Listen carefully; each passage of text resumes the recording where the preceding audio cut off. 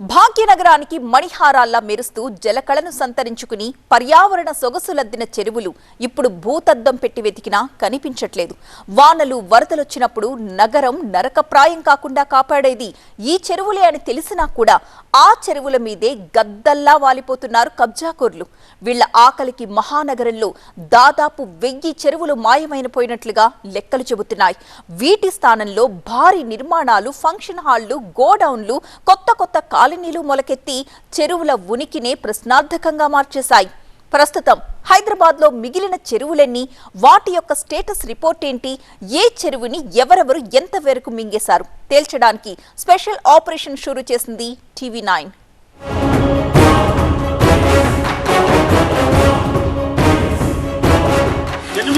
చెరువు కనిపిస్తుంది, అది ఎవరో ఎత్తుకోలేదు. కుమ్మలకుంట చెరువే కాన ఈ ప్రాంతంలో చాలా చెరువులు కబ్జాకు గురైనాయి, కొన్ని చెరువులు మాయమైపోయినాయి.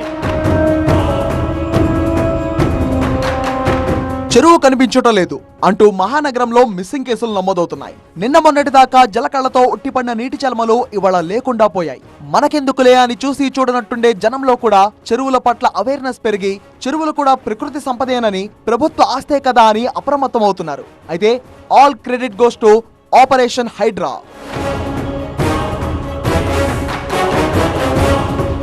మహేశ్వరం నియోజకవర్గంలో చెరువు మాయమైందంటూ స్థానికులు ఫిర్యాదు చేయడం తాజా కలకలం. సర్దార్ నగర్ తుమ్మల చెరువు కనిపించడం లేదంటూ పాడి షరీఫ్ పిఎస్ లో కంప్లైంట్ రాసిచ్చారు బీజేపీ నేత శ్రీరాములు. ఇక్కడ కొత్తగా వెలిసిన నిర్మాణాలే తప్ప చెరువు జాడే లేదని, ఎవరో ఎత్తుకుపోయారని కనిపెట్టి తమ చెరువును తమకివ్వాలని వాపోతున్న ఆ పెద్ద మనిషి వాదన అరణ్య రోదనేనా?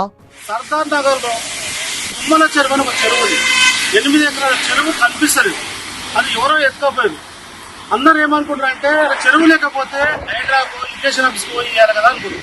కానీ ఆ చెరువు అనేది ఎవరో ఎత్తుకోపోయింది కాబట్టి ఇక్కడ ఉన్న పోలీసు వాళ్ళకు సిఐ గారికి మేము కంప్లైంట్ చేయడం చెప్పి, అయ్యా మా చెరువు ఎక్కడ ఉంది పోరాడు పెట్టుకుని ఇప్పుడైనా మేము కంప్లైంట్ రాసి సిఐ గారికి క్లియర్ చేయండి. కుమ్మలకుంట చెరువే కాన ఈ ప్రాంతంలో చాలా చెరువులు కబ్జాకు గురైనాయి, కొన్ని చెరువులు మాయమైపోయినాయి. చెరువుల్ని కాపాడాలని, బడాబాబుల కబ్జా లెక్కల్ని తేల్చాలని నేరుగా నగర జనం నుంచే హైడ్రాకు ఓపెన్ అపీల్ వస్తోంది. ఆక్రమణలపై కూల్చివేతలు ఉక్కుపాదం కొనసాగాల్సిందే అంటూ రోజు రోజుకు ఆపరేషన్ హైడ్రా పట్ల ఒక పాజిటివ్నెస్ పెరుగుతోంది. గతంలో కేవలం ప్రయత్నం మాత్రమే జరిగిందని, ఇప్పుడు సాహసం జరుగుతోందని కితాబిస్తున్నారు.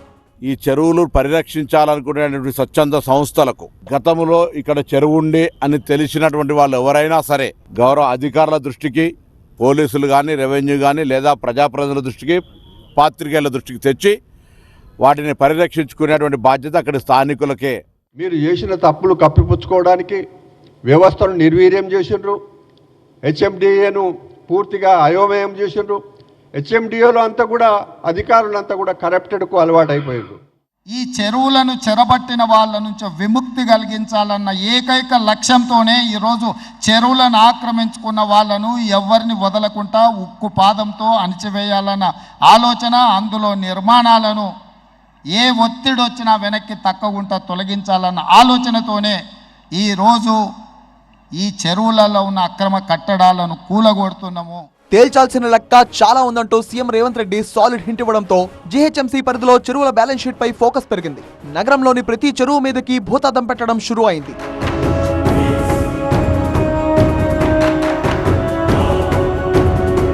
సురారాం చెరువు కబ్జాల్లో మాజీ మంత్రి మల్లారెడ్డి రోల్ ఏంటి?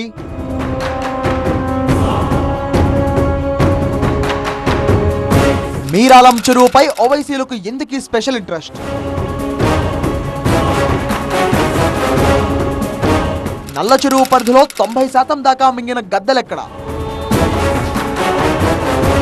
60 ఎకరాలున్న రామాంతపూర్ చెరువు 20 ఎకరాలకు ఎలా కుదించుకుపోయింది? ఇలా నగరంలో చెరువుల ఉనికిపై పుట్టుకొస్తున్న అనేక ప్రశ్నలకు జవాబులను వెతుకుతోంది టీవీ9. హైడ్రా చేతిలో ఉన్న 56 చెరువుల జాబితా ఏంటి? ఆ చెరువుల్ని చెరపట్టిన శాల్తీలెక్కడా? చెరువులపై వాలిన గద్దెలెవరు? అవి తేల్చడం కోసం గ్రౌండ్ రిపోర్టుల్ని జనం ముందు పెడుతోంది టీవీ9. హైదరాబాద్ నగరంలో కబ్జాకు గురైన చెరువుల్లో మొదటి వరుసలో ఉంది ఉప్పల్ ప్రాంతంలోని నల్ల చెరువు.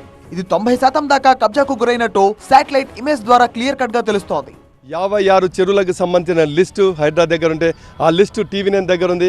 అవన్నీ కూడా ఎక్స్క్లూజివ్గా TV9 మీకు వివరించే ప్రయత్నం చేసింది.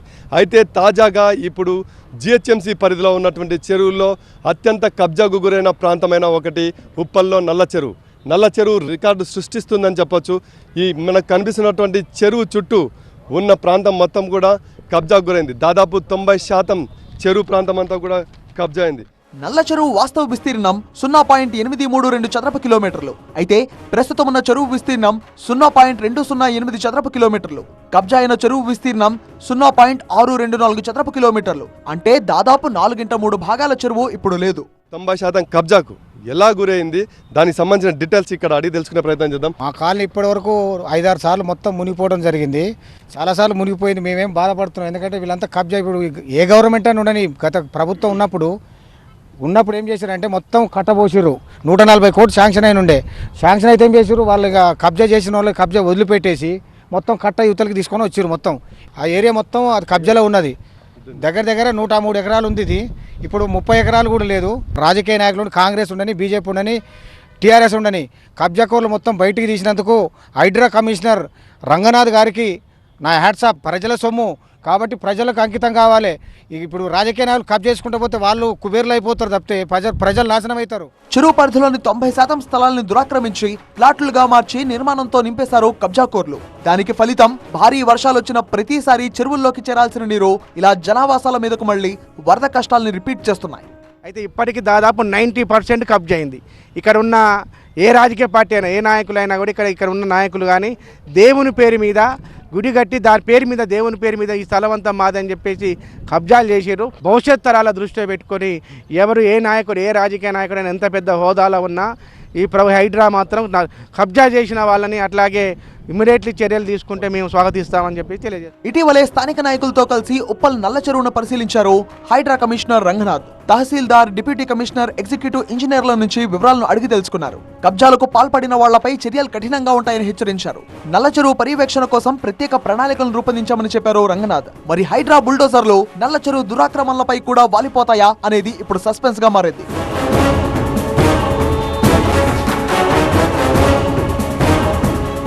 ఇలాంటి 90% గురైనటువంటి చెరువుల కబ్జా పైన ఫోకస్ చేస్తే బాగుంటుందని సిపిఎం లీడర్లు కానీ స్థానికులు కానీ ఒకవైపు ప్రశంసిస్తూ మరోవైపు కబ్జాను మొత్తం డెమాలిష్ చేయాలని డిమాండ్ చేస్తున్నారు. కెమెరా పర్సన్ శివతో లక్ష్మీకాంత్, TV9 హైదరాబాద్. ఒకప్పుడు సాగునీటికి తాగునీటికి నిలయం సూరారం లింగం చెరువు ఇప్పుడు కబ్జా బారిన పడి వ్యర్థాలకు కేరాఫ్గా మారింది. ఎగువన ఉన్న సందయ్యకుంట, బహదూర్పల్లి చెరువుల నుంచి నీళ్లు లింగం చెరువుకు చేరుతాయి. ఈ 3 చెరువుల నీళ్లతో పాటు పంతుల చెరువు, కుంట చెరువుల నీరు కాలువ ద్వారా దిగువకు వెళుతుంది. మరి ఇంతటి విస్తారమైన లింగం చెరువు మీద సోకాల్డ్ పెద్దల కన్ను పడింది. కొంతమంది ఉన్నతాధికారులు, ఒక మాజీ మంత్రి సైతం చేతివాటం చూపించారు. చెరువు అలుగుల్ని సైతం కబ్జా చేసేశారు. సూరారం లింగం చెరువు పంచాయతీ ఇప్పుడు హైడ్రా పంచకు చేరింది. మరి బుల్డోజర్స్ గేరు మార్చుకుని సూరారం వైపు వస్తున్నట్టేనా? ప్రస్తుతం మనం సూరారంలో ఉన్నటువంటి లింగం చెరువు దగ్గర ఉన్నాము. ఈ యొక్క చెరువు పూర్తి స్థాయి విస్తీర్ణ 20 ఎకరాలకు పైగానే ఉంటుంది. కానీ ఇప్పుడు మనం చూస్తున్నాం కేవలం ఒక 10 ఎకరాలు మాత్రమే కనిపిస్తుంది. దీన్ని బట్టి అర్థం చేసుకోవచ్చు ఇక మిగిలిన 10కి పైగా ఎకరాలన్నింటినీ కూడా పూర్తి స్థాయిలో కబ్జాకి చేసినట్లు క్లియర్గా ఇక్కడ మనకు కనిపిస్తుంది. చుట్టుపక్కల ఉన్నటువంటి ఏవైతే బిల్డింగ్స్ కనిపిస్తున్నాయో అవన్నీ కూడా FTL బఫర్ జోన్లోకి వచ్చి పూర్తి స్థాయి నిర్మాణాలు ఇక్కడ చేపట్టడం జరిగింది. 5 చెరువుల గొలుసుగట్టు చెరువుగా పేరున్న లింగం చెరువు ఇప్పుడు 7-8 అంతస్తుల నిర్మాణంతో నిండిపోయింది. లేక్ వ్యూ అనే స్పెషల్ అట్రాక్షన్ ను చూపించి అపార్ట్మెంట్లు కట్టి లింగం చెరువును చెరబట్టేశారు. సగానికి పైగా చెరువును తినేశారు. ఇక్కడి కబ్జాకోర్లకు రెవెన్యూ, ఇరిగేషన్ శాఖతో పాటు GHMC అధికారుల నుంచి ఫుల్ టు ఫుల్ కోఆపరేషన్ ఉందట. దీంతో లింగం చెరువు బఫర్ జోన్లోకి చొచ్చుకొచ్చేశాయి నిర్మాణాలు. వర్షం పడినప్పుడల్లా సమీపంలోని లోతట్టు ప్రాంతాలు నీట మునిగి స్థానికులకు ఇక్కట్లు తప్పడం లేదు. మెదక్ జిల్లాకు వెళ్ళే మెయిన్ రోడ్ హైవే ఉంది కాబట్టి కోట్లాది రూపాయల బిజినెస్ జరగడానికి అవకాశం ఉంది కాబట్టి 4 ఎకరాల స్థలాన్ని తగ్గించి బఫర్ జోన్ను తగ్గించి అక్రమ నిర్మాణాలకు అనుమతులు ఇచ్చిళ్ళు. ఇదంతటి కారణము ఇరిగేషన్ రిటైర్డ్ ఏఈ ఏదైతే రామారావును తక్షణమే తొలగించాలి. ఈ 13 చెరువుల కబ్జాలకు కూడా అతనే బాధ్యుడు. ఇదంతటి కూడా రంగారావు అనే వ్యక్తి 10 సంవత్సరాల నుండి కొనసాగడానికి కారణం స్థానికంగా ఉన్న ఎమ్మెల్యే, BRS ఎమ్మెల్సీ వీళ్ళిద్దరే కారణం. లింగం చెరువు ఎక్కువ భాగం సూరారం గ్రామం సర్వే నంబర్ 94లో విస్తరించి ఉంది. సమీపంలోని మరో 7 సర్వే నంబర్ల భూమిలో 2016లో బఫర్ జోన్ FTL పరిధిని నిర్ణయించారు జీహెచ్ఎంసీ HMDA అధికారులు. కానీ బఫర్ జోన్ పరిధిలో అనేక అపార్ట్మెంట్లతో పాటు ఒక భారీ కమర్షియల్ నిర్మాణం కూడా వెలిసిందే. వాటికి అనువుగా రోడ్లు కూడా వేసుకుంటున్నట్లు ఫిర్యాదులొచ్చాయి. ఇది ఖచ్చితంగా ఇరిగేషన్ అధికారుల తప్పిదమే అని, గత ప్రభుత్వంలో పెద్దలే ఈ కబ్జాల వెనుక ఉన్నారని ఆరోపణలొస్తున్నాయి. గత 40 సంవత్సరాల కింద ఇక్కడ విలేజ్ వాళ్ళు కూడా ఈ వాటర్ తాగేది. మరి ఈ యొక్క 2014 నుంచి మొన్నటి వరకు ఏదైతే ఇరిగేషన్ డిపార్ట్మెంట్లో కానీ ఇంకా మున్సిపల్ డిపార్ట్మెంట్లో కానీ అవుట్సోర్సింగ్ వాళ్ళు ఇరిగేషన్ డిపార్ట్మెంట్లో రిటైర్డ్ అయినాక కూడా ఈ యొక్క కంటిన్యూ చేయడమే ఈ యొక్క చెరువు కబ్జా కారణం వాళ్ళే, ఇరిగేషన్ డిపార్ట్మెంట్లే. ఎందుకంటే ఈ యొక్క బౌండరీస్ను ఇక్కడ కనిపించేటి అన్నీ కూడా ఈ చెరువులకే వస్తాయి. ఈ బిల్డింగ్లన్నీ కూడా ఈ యొక్క బిల్డర్ల దగ్గర డబ్బులు దండుకొని బౌండరీస్ను తేడా చూపిస్తూ ముందుకు చూపించడం జరిగింది. గతంలో లింగం చెరువు ఆక్రమణలపై ఇరిగేషన్ అధికారుల దృష్టికి తీసుకువెళ్లినా ప్రయోజనం లేకపోయింది. హైడ్రా రాకతో లింగం చెరువుకు పూర్వ వైభవం వస్తుందని ఆశిస్తున్నారు. ఇరిగేషన్ అధికారులు ఈ చెరువు కబ్జా కావడానికి మొదటి కుట్ర చేసిళ్ళు. 20 ఎకరాల పైన ఏ చెరువు కూడా 30 మీటర్ల బఫర్ జోన్ ఉంటుంది కాబట్టి ఈ నిర్మాణాలు అందులోకి వస్తాయి కాబట్టి 16 ఎకరాలకు నోటిఫై చేస్తూ ఈ చెరువుని వీళ్ళు FTL కెడస్ట్రల్ మ్యాప్ను అప్లోడ్ చేయడం జరిగింది. ఈ విధంగా చెరువు కబ్జాకి కాపాడుకోవాల్సిన ఇరిగేషన్ అధికారులే మళ్ళీ చెరువు భక్షించడానికి ఈ విధంగా FTL కోఆర్డినేట్స్ మార్చడానికి చెరువు ఎక్స్టెన్షన్ను తగ్గించడం జరిగింది. అదేవిధంగా ఏ రోజైతే ఇప్పటికి కూడా ఫిర్యాదు చేస్తున్నా కూడా జూలై 15వ తారీఖు GHMCలో ఫిర్యాదు చేసినాం, జూలై 27వ తారీఖు ఇరిగేషన్లో ఫిర్యాదు చేసినాం. అదేవిధంగా మొన్న 13వ తారీఖు రంగనాథ్ గారు కూడా మొత్తం కుత్బుల్లాపూర్కు సంబంధించిన మొత్తం 13 చెరువులపైన ఫిర్యాదు చేయడం జరిగింది. 22 ఎకరాలు ఉన్న ఈ చెరువు ప్రస్తుతం 12.5 ఎకరాలకు తగ్గిపోయి చిన్న కొలనులా మారి స్విమ్మింగ్ పూల్ని తలపిస్తోంది. దాదాపుగా సగం చెరువు కబ్జాకు గురవడంతో ఇటువైపు కూడా హైడ్రా నజర్ పడే అవకాశం ఉంది. గతంలో ఉన్నటువంటి ఎవరైతే ఇరిగేషన్ అధికారులు ఉంటారో వాళ్ళని రిటైర్ అయిన తర్వాత కూడా మళ్ళీ కాంట్రాక్ట్ బేసిస్లో ఇక్కడ తీసుకొని వచ్చి ఇక్కడ పూర్తి స్థాయిలో కూడా ఇక్కడ ఉన్నటువంటి అన్నిటినీ అంటే బఫర్ జోన్లో ఉన్నటువంటి వాటిని కూడా ఇక్కడ అంటే కాంక్రీట్ వేసి కట్టించేటటువంటి పనులు చేస్తున్నటువంటి పరిస్థితి. మొత్తంగా కూడా చెరువుల్ని రక్షించుకోవాలి, భావి తరాలకు కూడా ఈ యొక్క సంపదను అందించాలంటూ కూడా చెప్తూ ఉన్నారు. విజయనిస్ట్ యూసఫ్తో కలిసి జ్యోతి టీవీ9 హైదరాబాద్. ఇక 51 ఎకరాల రామాంతపూర్ చెరువు 10 ఎకరాలకు పరిమితమైపోయింది. నాలాలు, కాలువలు, తూములతో సహా చెరువులో 80% దాకా కబ్జాగాల పాళ్లైపోయింది. ఉప్పల్ దగ్గర మినీ ట్యాంక్ బండ్ని సుందరీకరణ చేస్తున్న అధికారులు వెనుక జరుగుతున్న కబ్జాల జోలికి మాత్రం అస్సలు వెళ్లట్లేదు. FTL దాటి బఫర్ జోన్లు దాటి చెరువులోకి చొచ్చుకొచ్చిన నిర్మాణాల్ని ఇప్పుడు ఏం చేస్తారు? హైడ్రా ఎఫెక్ట్ రామాంతపూర్ చెరువుపై ఎంత మాత్రం ఉండొచ్చు? స్పాట్ నుంచి డీటెయిల్ రిపోర్ట్ ఇవ్వడానికి మా చీఫ్ రిపోర్టర్ రాకేష్ సిద్ధంగా ఉన్నారు.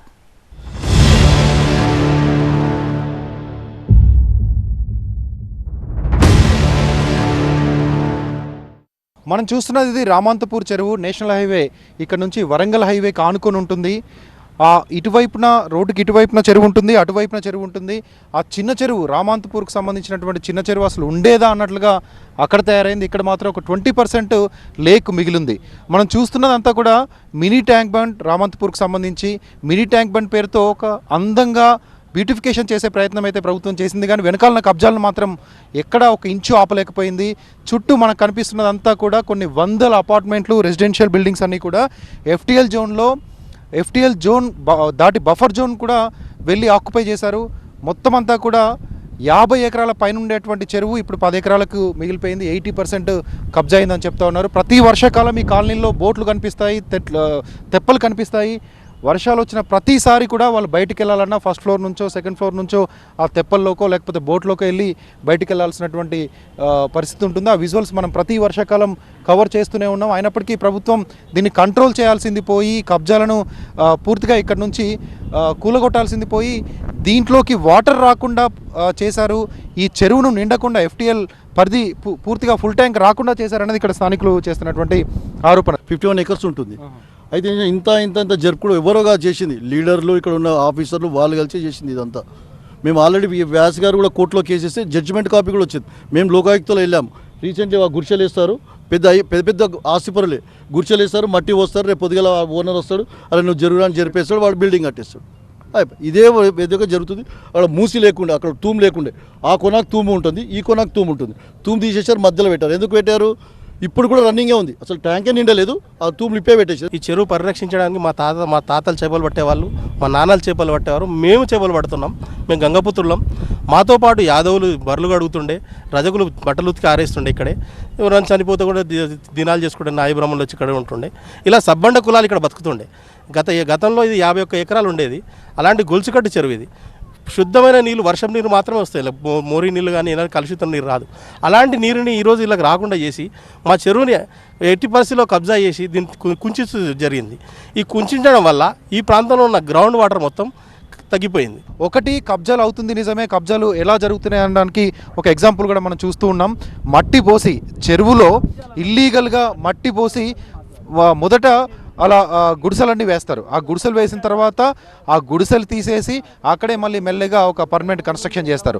అట్లా దాదాపుగా 400-500 మీటర్ల దగ్గర నుంచి అలాగే చేస్తూ వస్తున్నారు. వీటన్నిటికీ పర్మిషన్స్ ఇస్తూ, హౌస్ నెంబర్లు ఇస్తూ, హౌస్ ట్యాక్స్ వసూలు చేస్తూ జిహెచ్ఎంసీ ఆదాయాన్ని అయితే తీసుకుంటుంది. కానీ ఈ లేక్ ప్రొటెక్షన్ మాత్రం ఎక్కడా చేయట్లేదు. ఇది కేవలం హైదరాబాద్కే పరిమితం కాదు, దేశవ్యాప్తంగా చూస్తున్నాం. అలాంటి సిచ్యువేషన్ హైదరాబాద్లో మరొకసారి రాకుండా ఉండాలంటే ఇప్పటికైనా మిగిలిన చెరువులను కాపాడుకోవాల్సినటువంటి బాధ్యత ప్రభుత్వానికి ఖచ్చితంగా ఉంటుంది.